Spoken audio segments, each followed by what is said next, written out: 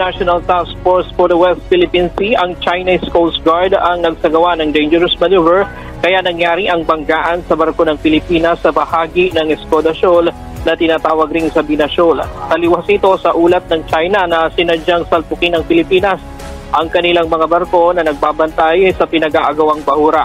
Ayon sa task force, bandang alas 3:24 ng madaling araw ng Lunes nang magsagawa ng dangerous maneuver ang Chinese Coast Guard vessel 3104 laban sa 44-meter vessel na BRT Henganyo.